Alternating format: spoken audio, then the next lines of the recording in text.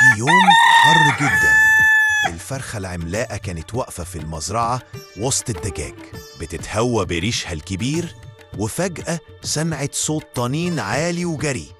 اتخضت وبصت، لقت الدب التخين الجعان بيشري ناحية البيت الريفي، شايل خلية نحل ضخمة فوق دماغه والنحل بيجري وراه.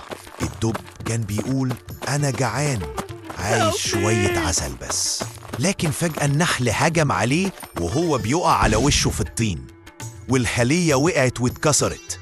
الفرخة العملاقة جريت بسرعة بجسمها الكبير ومدت جناحها وحمت الدب من لسعات النحل، وقالت له يا دب كده غلط، لازم تطلب مش تسرق.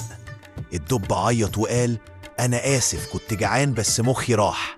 الفرخة أخته عند بيت المزرعة وادت له عسل من بتاعها، وقعدت تمسح له وشه بريشها، واتفقوا مع باقي الحيوانات إنهم يشاركوا الأكل بدل السرقة. وفي الآخر الدب قال للفرخة هم ليه مش بيعملوا الإعجاب بالفيديو واشتراك في القناة.